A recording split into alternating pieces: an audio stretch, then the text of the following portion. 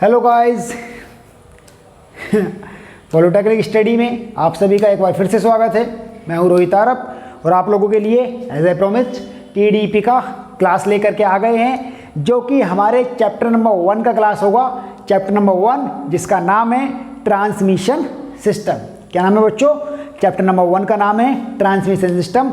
As a promised कल मैंने आपको टीडीईपी के सिलेबस डिस्कशन की क्लास दी थी और आज मैं आपके टीडीईपी के चैप्टर नंबर 1 जिसका नाम है ट्रांसमिशन सिस्टम के टॉपिक नंबर 1 जिसका नाम है इलेक्ट्रिकल पावर सिस्टम की क्लास लेकर के आ गए हैं। क्या पढ़ेंगे आज हम लोग?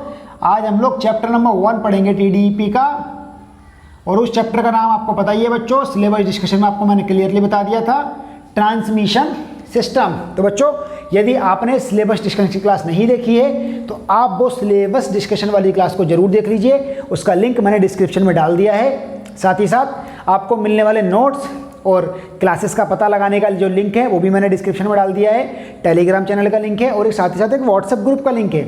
और बच्चों सबसे मजे की बात तो ये कि मैं आप लोगों की लाइव क्लास स्टार्ट करने जा रहा हूँ टीडीईपी की 18 तारीख से। तो आज की क्लास के बाद आपको सीधा 18 तारीख से क्लास मिलेगी बच्चों। 18 तारीख से सुबह 8:30 से आपको क्लास मिला करेगी, सुबह 8:30 बजे से आपको डेली क्लास मिला करेगी टीडीईपी की। ठीक है, तो 18 तारीख से सुबह 8:30 बजे के लिए आप सभी लोग तैयार रहिएगा, जिससे कि आपको टीडीईपी की क्लास मिल सके। चलिए बच्चों, टीडीईपी के चैप्टर नंबर 1 को शुरू करते हैं, जिसका नाम है ट्रांसमिशन सिस्टम। और उसी में सबसे पहला हमारा टॉपिक आता है इलेक्ट्रिकल पावर सिस्टम। देखिए, इलेक्ट्रिकल पावर सिस्टम होता क्या है? आज तो मैं एक्चुअली एक बेसिक आइडिया दूंगा। This is not a very long class, ये बहुत शॉर्ट रोशनी क्लास होगी। ये इसको आप एक डेमो के तौर पर ले सकते हैं पूरे पूरे चैप्टर का। तो इलेक्ट्रिकल पावर सिस्टम क्या होता है? दरअसल बच्चों, इलेक्ट्रिकल पावर सिस्टम एक ऐसा सिस्टम होता है जिसमें इलेक्ट्रिसिटी के प्रोडक्शन से लेकर यूज तक की कहानी को समझाया जाता है। जैसे कि हमारी इलेक्ट्रिसिटी पैदा हो रही है और फिर हम उस इलेक्ट्रिसिटी का किस किस प्रकार से कहाँ कहाँ पर यूज़ कर रहे हैं, उस पूरे प्रोसेस को समझाया जाता है हमारा इलेक्ट्रिकल पावर सिस्टम में। तो इलेक्ट्रिकल पावर सिस्टम बच्चों बेसिकली हमारा 3 टाइप के एलिमेंट से मिलकर बना होता है। इट मीन्स टू से कि इलेक्ट्रिकल पावर सिस्टम के बेसिकली हमारे पास 3 एलिमेंट्स होते हैं। और वो 3 एलिमेंट्स कौन कौन से हैं? सबसे पहला नाम है आपके इलेक्ट्रिकल पावर सिस्टम के पार्ट या एलिमेंट का, वो है बच्चों जनरेशन। क्या है? जनरेशन, यानी कि पावर जनरेशन। इस सेक्शन में, इस पार्ट में इलेक्ट्रिकल पावर का जनरेशन किया जाता है, जनरेट की जाती है इलेक्ट्रिकल पावर। दूसरा पार्ट है बच्चों ट्रांसमिशन। क्या है दूसरा पार्ट? दूसरा पार्ट है transmission. And the third one is distribution. Third one is distribution. It means to say कि सबसे पहले तो हम इलेक्ट्रिसिटी का जनरेशन करेंगे, यानी कि इलेक्ट्रिसिटी का प्रोडक्शन करेंगे। अभी आप लोग एक सब्जेक्ट पढ़ रहे हो बच्चों इस सेमेस्टर में, जिसका नाम है पावर प्लांट इंजीनियरिंग। उस पावर प्लांट इंजीनियरिंग में आपको यही तो पढ़ाया जा रहा है कि हम इलेक्ट्रिसिटी को किस किस प्रकार से डिफरेंट तरीकों से जनरेट कर सकते हैं। इट मीन्स टू से कि हम लोग इलेक्ट्रिकल पावर को जनरेट कर सकते हैं थर्मल पावर प्लांट के थ्रू, न्यूक्लियर पावर प्लांट के थ्रू, हाइड्रो पावर प्लांट के through and many more power plants के थ्रू हम लोग इलेक्ट्रिकल पावर का जनरेशन कर सकते हैं या फिर इलेक्ट्रिसिटी का जनरेशन कर सकते हैं।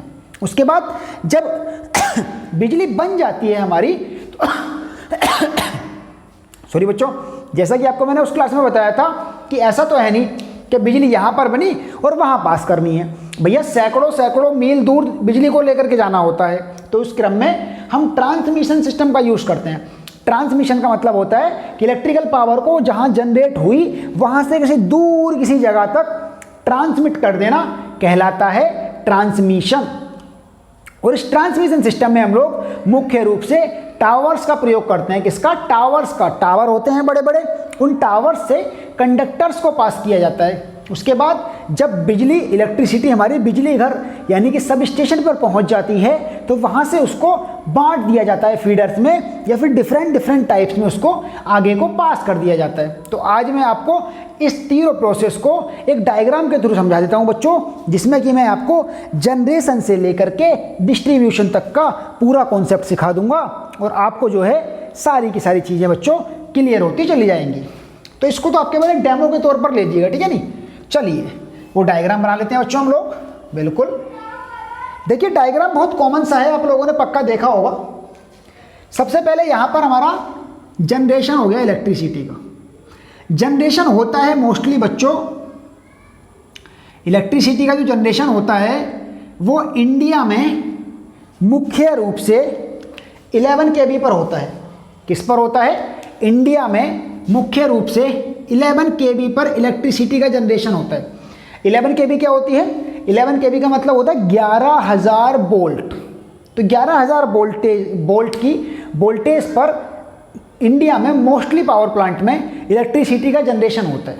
अभी देखिए, अगर इन 11,000 को ही ट्रांसमिट करने लग जाएं 200 किलोमीटर तक, 100 किलोमीटर तक इन 11,000 वोल्ट को ही ट्रांसमिट करने लग जाएं, तो होगा क्या बच्चों कि 11,000 वोल्ट की वजह से तो हमारा लो वोल्टेज में आएगा, मतलब इतना ज़्यादा हाई में नहीं आएगा, करंट बहुत ज़्यादा रहेगी और तार पिघल पिघल के टूट के गिर जाएंगे ओवरलोड की वजह से। इसीलिए हम हाई वोल्टेज ट्रांसमिशन को प्रेफरेंस देते हैं। किसको देते हैं? हाई वोल्टेज को। और वोल्टेज हाई कैसे होता है? आप लोगों ने अभी अपने पिछले सेमेस्टर में इलेक्ट्रिकल मशीन फर्स्ट में ट्रांसफॉर्मर नाम की डिवाइस पढ़ के आए हो कि नहीं पढ़ के आए हो? लॉजिकल बात जी। तो वो जो ट्रांसफॉर्मर आप लोग पढ़ के आए हो, उस ट्रांसफॉर्मर को यहाँ आके घुसेड़ देते हैं, यहाँ पर आकर के लगा देते हैं। और उस ट्रांसफॉर्मर का काम क्या है? उस ट्रांसफॉर्मर का काम है इस इलेक्ट्रिसिटी को जो कि आपकी 11 kV पर प्रोड्यूस हुई है स्टेप अप करके देगा। क्या करके देगा? स्टेप अप करके देगा डिफरेंट ट्रांसमिशन लाइंस के अकॉर्डिंग। डिफरेंट ट्रांसमिशन लाइंस के अकॉर्डिंग ये आपकी इलेक्ट्रिसिटी को स्टेप अप करके देगा। ये क्या लगा है? ये लगा है स्टेप अप ट्रांसफॉर्मर। क्या लगा है? ये लगा है स्टेप अप ट्रांसफॉर्मर। समझ में आई बात? ये यहाँ से जनरेशन हुआ, जनरेशन के बाद लिंक हुआ स्टेप अप ट्रांसफॉर्मर।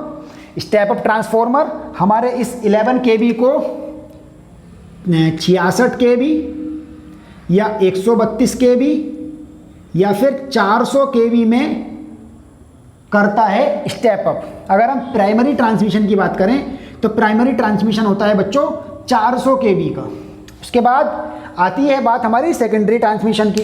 तो सेकेंडरी ट्रांसमिशन के लिए इसको स्टेप डाउन कर लिया जाता है। इस वोल्टेज को जो कि आपका स्टेप अप हुआ था ट्रांसफॉर्मर से, उसको हम स्टेप डाउन कर लेंगे। और ये स्टेप डाउन करने के बाद सेकेंडरी ट्रांसमिशन है, ये जनरेशन है। और ये ट्रांसमिशन सिस्टम के हैं दोनों ट्रांसफॉर्मर। ये दोनों ट्रांसफॉर्मर ट्रांसमिशन सिस्टम के हैं। ठीक है बच्चों, ट्रांसमिशन सिस्टम लिखा है मैंने वो। तो ये स्टेप डाउन करके इसको 132 kV या फिर 200 kV पर ट्रांसमिट करते हैं। उसके बाद फिर से स्टेप डाउन होती है सप्लाई, और भी ज़्यादा स्टेप डाउन होने के बाद अब हमारे डिस्ट्रीब्यूशन सेक्शन में चली जाती है। कहाँ चली जाती है? डिस्ट्रीब्यूशन सेक्शन में। यहाँ पर सप्लाई को 33 kV या फिर 11 kV में कन्वर्ट कर दिया गया है। उसके बाद सप्लाई अभी, और ये आपका प्राइमरी डिस्ट्रीब्यूशन आएगा। ये प्राइमरी ट्रांसमिशन, सेकेंडरी ट्रांसमिशन, ये प्राइमरी डिस्ट्रीब्यूशन। उसके बाद आएगा सेकेंडरी डिस्ट्रीब्यूशन। और सेकेंडरी डिस्ट्रीब्यूशन में बच्चों लाइन और भी ज़्यादा कम हो जाती है। और कितनी कम हो जाती है? ये हो जाती है आपकी बच्चों 1100 वोल्ट